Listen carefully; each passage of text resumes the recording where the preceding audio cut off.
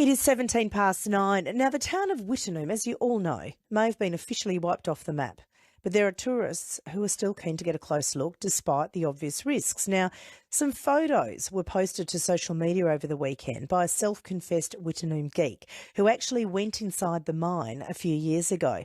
Now, he's told us he's been inside 4 or 5 times now, and he actually once spent almost 5 hours underground.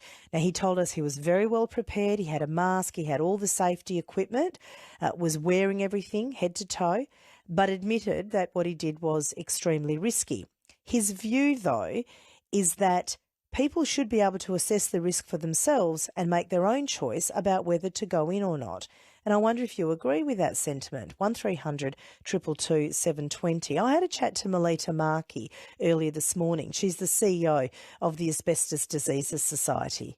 Good morning, Nadia. What do you think when you see publications of, photos posted of Wittenoom, people who've entered Wittenoom? What do you think when you see these photos? Look, I feel very sad because it just shows a total lack of understanding of the dangers of blue asbestos, how minute the fibres are and how they can severely impact people 30 years from now. Well, this man said he had a mask, he had all the safety gear. Would he have been safe entering that mine?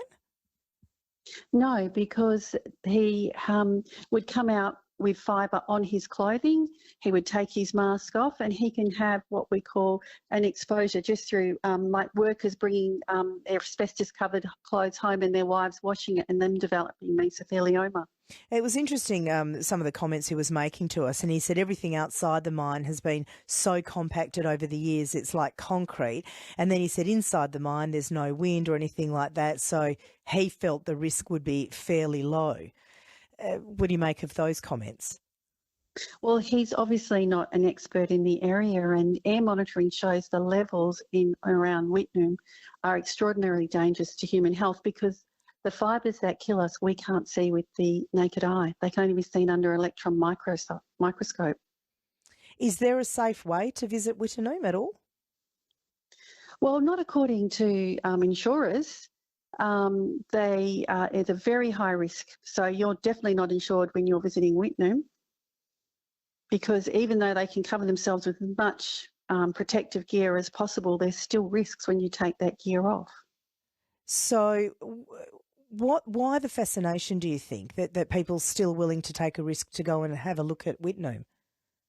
Well, one of the challenges with the RAC for many years until we pointed out to them, they were promoting it as one of the top 8 ghost towns in Australia to visit up until like sort of 2021. So that's not great. But also just I think it's something that it is a very beautiful location. It's very close to Carey National Park. So I can understand that, people want to go and see this magnificent area. And it's a damn shame they can't because mining companies didn't clean up their mess when they left. And so on that point, I'm speaking this morning to Melita Markey, who's the CEO of the Asbestos Diseases Society. On that point then, should governments still seriously look at cleaning that area up, even given how expensive it would be to do that? Well, of course they should. It's a worldwide problem. Mining companies going into beautiful areas around the world and leaving their mining waste behind for the Indigenous people to deal with. And that's effectively, we've got the worst case in the world, according to the United Nations, where mining companies went in, left a massive mess. And we recently lost Aboriginal elder Maitland Parker, one of the Banjima people, to mesothelioma. So his great concern, he spoke to me, he said, Melita, how do we make it safe for my children and the children moving forward for my people to go on country? And I said to Maitland, we can't. Your children are at risk of developing mesothelioma if they go on country. So it is a massive problem and it really needs to be dealt with a lot of sensitivity, working with the Banjima people. And then once that area is cleaned up, then they can actually, working with the companies responsible. And interestingly, Nadia, I had a call from the Australian Financial Review. A French company is looking to buy CSR and they were asking about our thoughts in regards to the responsibilities. Is it going to be another James Hardie looking to leave the country? Who's going to be responsible for cleaning up the mess? How do you feel about that prospect? Well, I think the government, the federal government really does need to act to say, listen, before you go and sell off this company, where there's a discussion needed to be had about who is going to participate in cleaning up Wittenoom and making it the beautiful environment it is, because people rightly should have the opportunity to visit there. And we've had tourists going there for many years, Nadia. We only raised the issue before the Wittenoom closure bill, when people started posing all these selfies. Our organisation paid a company to monitor social media because we were so concerned. And people have been visiting Wittenoom for many years in tourism. In fact, a tourism operator who we looked after, he died of mesothelioma, and he left us money in his will to put to research because he felt so guilty about all the tours he took there. So there's a real risk for people. We don't want to see them in our office. So please don't go there. Please understand that when they talk about asbestos in the general literature and exposure to it, they're referring to chrysotile white asbestos, which is 95% of the asbestos that's used around the world still.